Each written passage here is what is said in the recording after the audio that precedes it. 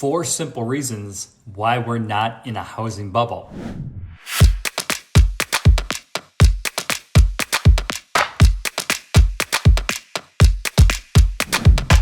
Well, I know people think that values are going up and they feel that at some point they're going to level off or come back down just because they can't keep going up that high. However, I'm not sure, because if you look at the amount of millennials becoming of age, next 2 to 4 years, we're going to have more millennials becoming of age than I would imagine than properties becoming available. So it's going to keep putting pressure on the marketplace because we're going to have much more demand versus supply. So let's take a peek here. Number 1, houses, I should say, are not unaffordable like they were in the housing boom. So the affordability index today is much better than it was, for example, in 2007, where the principal and interest payments percentage of income was about 34% in 2007, where today it's about 25.8%.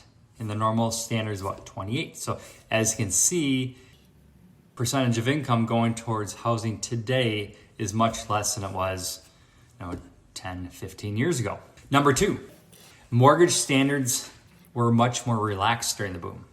Since like 2010, they put some restrictions in and tightened up the guidelines. So it's definitely a little bit harder to get a property today than it was, again, 10 to 15 years ago. And I think they have more controls on credit policies to protect the consumers, to not put them in a position to fail. So that's a positive thing. Number 3, the foreclosure situation is nothing like it was during the crash. I know people talked about foreclosures possibly coming up here because of COVID and everything else. However, we're really not seeing that. If you look at some charts from 2007 to 2010, there's a significant amount of foreclosures in comparison from 2018 to 2021. So we're talking probably a 4 to 5 to 1 ratio, if not larger, depending what year you're looking at. It could be a 10 to 1 ratio. So again, the amount of foreclosure is significantly less today than they were during the housing boom or crash. Number 4, we don't have a surplus of homes on the market. We actually have a shortage. So right now, we have about a 1.6 month supply of homes. To be in a healthy housing market, it would be a 6-month supply. So as you can see, we are significantly below the amount of months of inventory to be in a healthy market. So basically we're about a quarter of where we should be.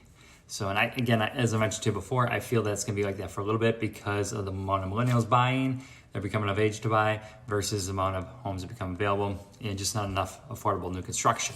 So those are the 4 points, I believe, why we are not in a housing market that will crash anytime soon or pull back, because there's just too many indicators that show us that it's still going to increase and not pull back anytime soon. So if you have any questions or want some additional insight, please reach out. We're here to help. We'd be absolutely honored to have a conversation with you. Thank you and take care. Bye-bye.